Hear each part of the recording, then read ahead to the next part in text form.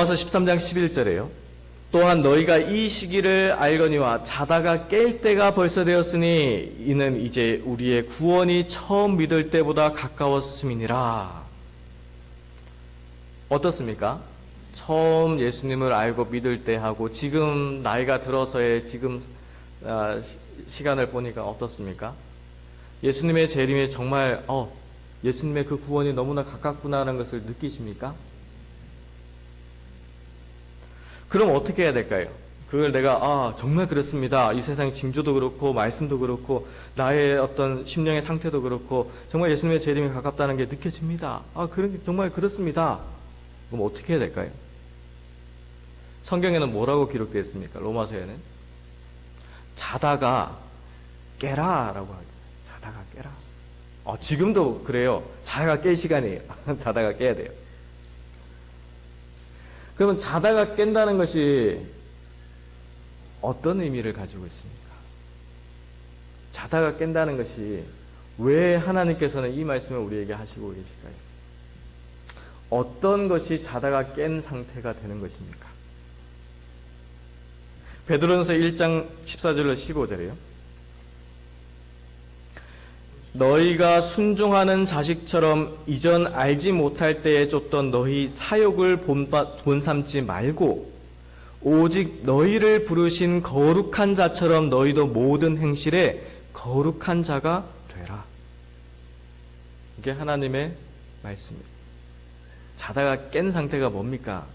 깬 상태는 나를 위해서 살던 그 삶이 나의 어떤 욕망이나 내가 원하는 어떤 추구하는 것이나 나의 사역이나 그것을 위해서 살던 그 삶이 나를 부르신 자 하나님, 거룩하신 하나님께서 나를 부르셨을 때 그 하나님의 뜻이 무엇인지 우리에게 가르쳐 주셨고 그 뜻에 순종하여 믿음으로써 사는 삶을 살 때에 내가 거룩하기 때문에 거룩해지는 것이 아니라 나를 부르신 하나님께서 거룩하시기 때문에 우리의 생애를 통하여 거룩한 그 아름다운 품성의 모습이 나타나는 것입니다.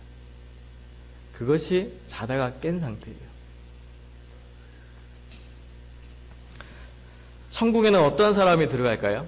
하늘나라에는 어떤 사람이 들어갈까요?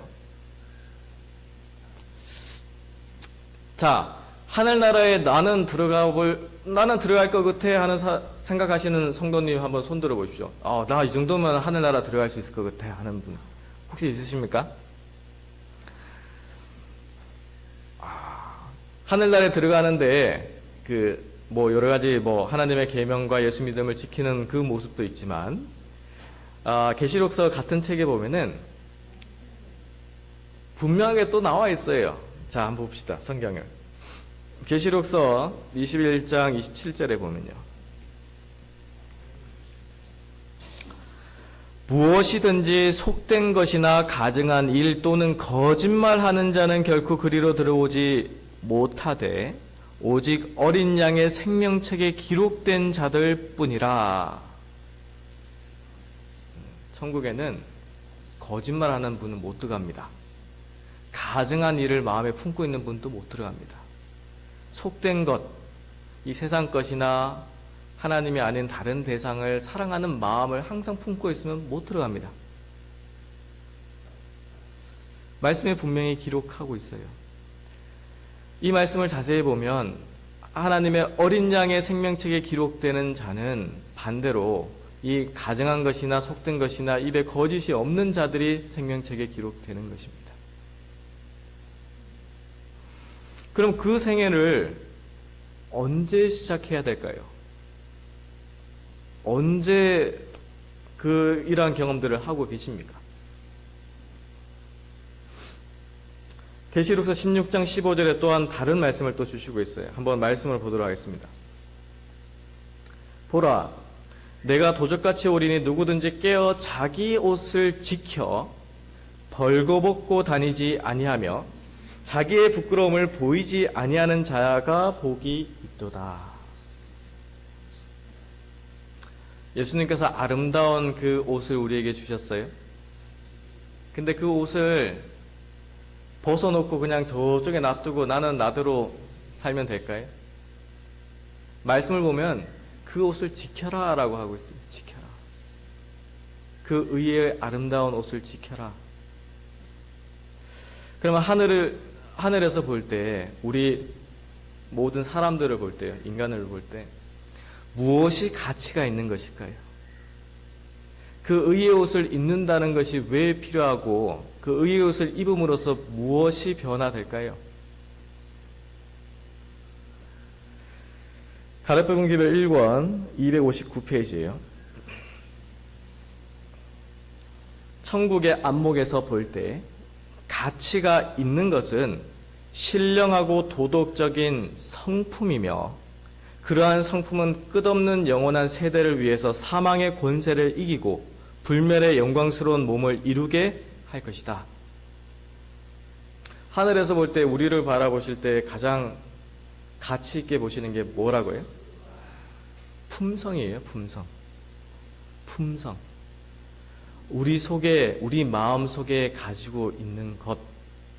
근데 우리 속에, 내 마음 속에 가지고 있지만 이것도 내 것은 아니에요. 하나님께서 주신 거예요. 거룩한 품성을. 그 거룩한 품성을 지키는 거예요. 지킨다는 것은, 유지한다는 것은 끊임없이 하나님과 가까이 지낸다는 의미를 가지고 있습니다. 말씀을 통해서, 어떤 설교를 통해서, 아니면 나의 경험을 통해서, 아니면 내가 찬미 부르는 노래를 통해서도 마찬가지예요. 끊임없이 하나님과 연결되는 생애를 사는 성도가 지키는 삶이에요. 그게.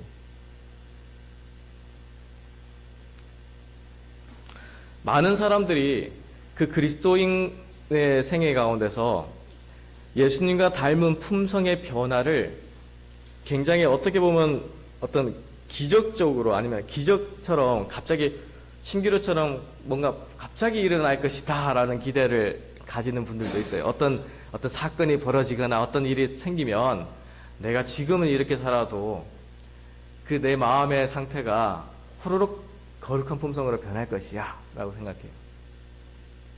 어떻게 생각하십니까? 정말 그럴까요? 예언의 신에는 증언의 말씀에는 어떻게 기록되어 있습니까? 재림 신도가정 319페이지예요. 많은 사람들이 속고 있다 그랬어요. 많은 사람들이 그리스도께서 임하실 때의 품성이 변화될 것이라고 생각함으로써 스스로 속이고 있다. 그러나 그리스도께서 나타나실 때 마음의 변화는 있지 않을 것이다. 우리는 품성의 결함을 이 세상에서 회개하여야 하며 그리스도의 은혜를 통하여 은혜의 시기가 계속되는 동안에 이 결함들을 어떻게 해야 된다? 극복하여야 한다. 가만히 있는다고 변화되는 것이 아니에요. 그냥 나는 하나님 아니까, 나는 예수님 믿으니까, 나는 우리 교인이니까 내가 교인된 자격이 구원을 주겠지. 천만의 말씀입니다. 그게 아니에요. 구원은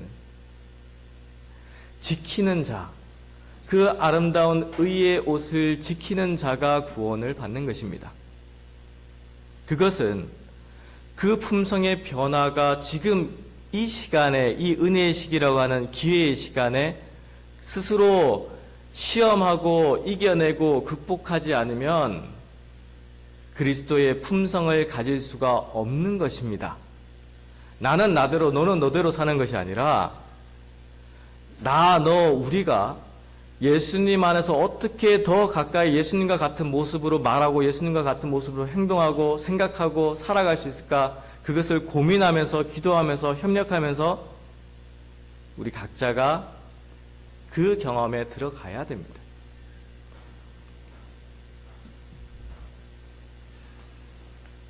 나이가 드시면, 저보다 연배가 많으신 분들이 굉장히 많으신데 제가 이런 말씀 드릴 때마다 좀 부끄러워요. 근데 연세가 드신 분들 이야기를 듣다 보면 불현듯 그런 얘기들을 하실 때가 있어요. 이제는 사는 것보다 이제 죽는 것이 더 가까워져서 어떻게 내가 이 생을 마감을 할까, 그 걱정, 그런 근심들이 있다라는 얘기들을 하실 때가 있어요. 어떻게 내 생애를 마무리 짓는가도 굉장히 중요합니다. 사실이에요. 근데 지금 내가 살아서 숨쉬고 행동하고 생각하고 하나님께 경배드리는 이 시간에도요, 살아있는 이 순간에도, 이 살아있는 순간에도 내가 어떻게 생활할까도 굉장히 중요합니다. 교회증언 5권 466페이지에 보시면 이 말씀을 주시고 있어요. 죽는 것도 엄숙한 일이지만 사는 것은 더욱더 엄숙한 일이다. 우리 생애의 모든 생각과 말과 행동은 다시 우리를 만나게 될 것이다. 은혜의 시기에 우리가 꼴지은 자신의 모습은 영원히 그대로 간직할 것이다. 죽음은 육체를 분해시키지만 품성의 변화를 이루어 주지 못한다.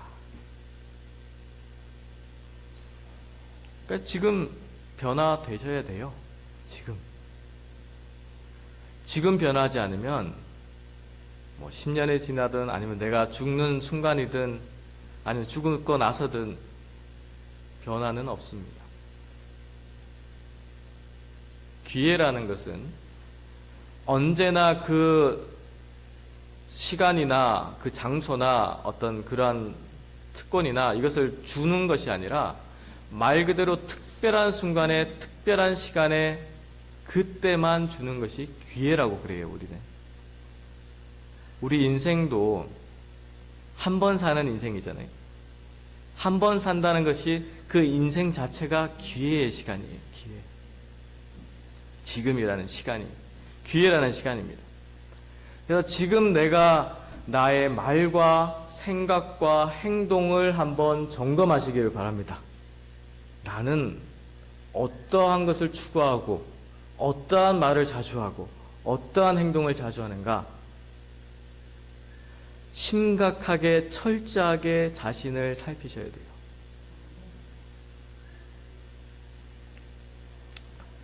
품성은 정로의 계단 58페이지예요. 품성은 일시적 선행이나 일시적 악행으로 드러날 것이 아니라 습관적인 말과 행실의 경향으로 말미암아 드러나게 될 것이다. 하나님 보시기에 우리에게 가장 가치 있게 보시는 게 품성이라고 했어요.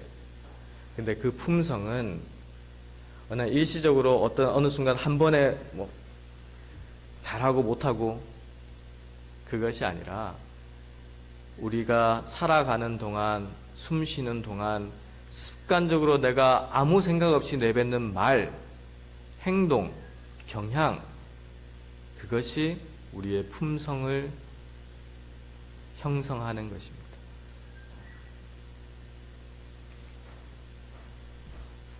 실무교훈 312페이지예요. 의는 옳은 일을 하는 것을 의미한다. 모든 사람은 자기의 행위로서 심판을 받게 될 것이다. 우리의 품성은 우리의 행위로 나타난다. 우리의 행위는 우리의 믿음이 진실된 여부를 보여준다. 분명하게 우리에게 가르쳐주고 있죠. 우리 속에 있는 생각이나 마음이 우리의 행동으로 나타납니다. 이것이 따로 분리되어 있는 것이 아니라 연결되어 있어요.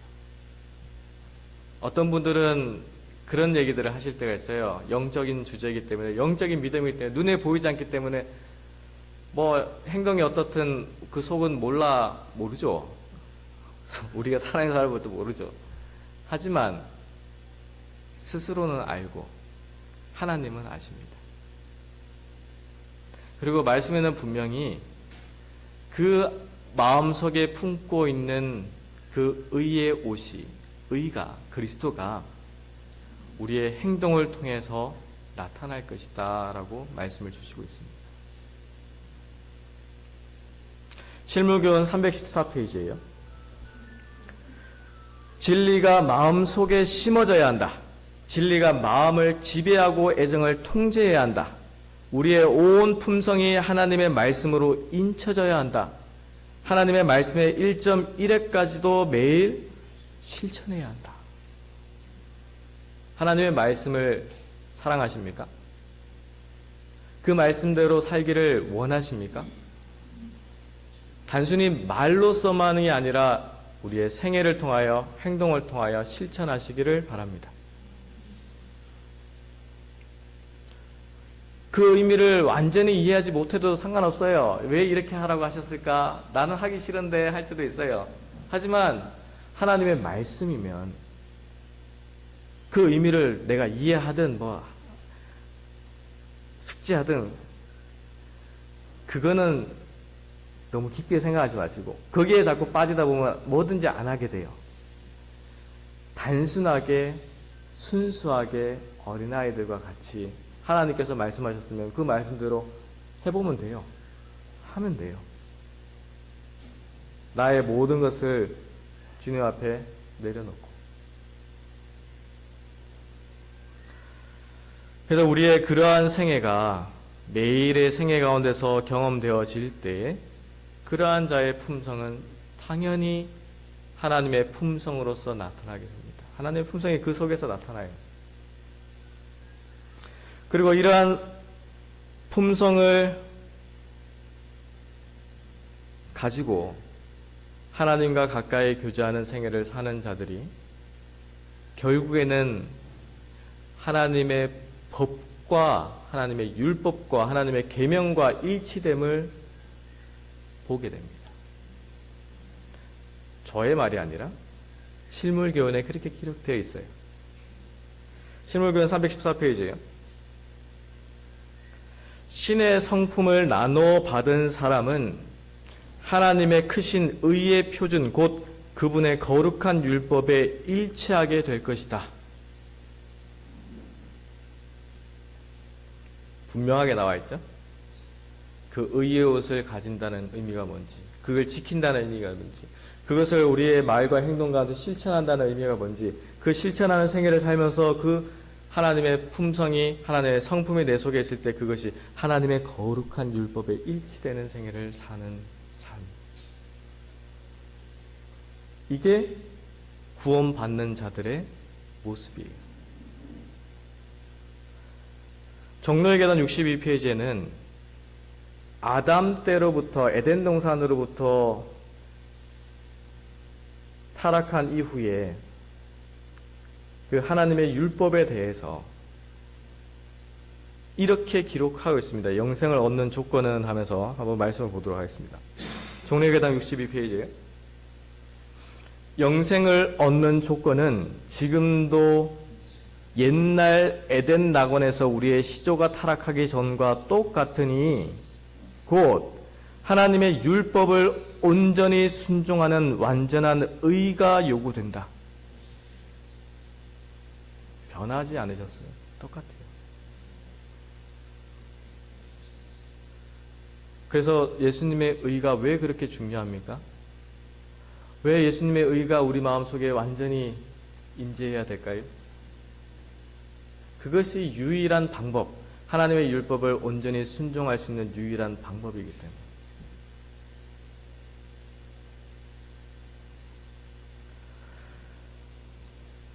이러한 의가 우리 각자 속에서 이렇게 나타나면 그 자리에 그 분위기나 그 감화력이 달라집니다. 하나님께서는 하나님의 교회에서 그러한 상태가, 그러한 아름다운 품성의 모습이 나타나기를 바라세요. 지금도. 실무교훈 69페이지예요. 그리스도께서는 당신의 교회 안에 당신을 나타내 보이기를 간절히 바라신다. 그리스도의 품성이 그분의 백성들 속에 완전하게 재현될 때에 그분은 당신의 것을 찾으시려고 이 땅에 강림하실 것이다. 왜 예수님의 재림이 자꾸 지체되는 것처럼 보일까요? 왜 그렇게 느껴집니까? 정말 그렇게 보입니까? 하나님의 교회에, 우리에게 그 예수님의 아름다운 품성의 모습이 아직 재현되지 않았기 때문이에요. 재현되면 말이나 행동이나 경향이나 모든 생각이나 모든 것들이 예수님과 똑같이 닮아지면 그때 예수님께서 오시는 거예요. 자기 백성을 구원하시기 위해서 오신다.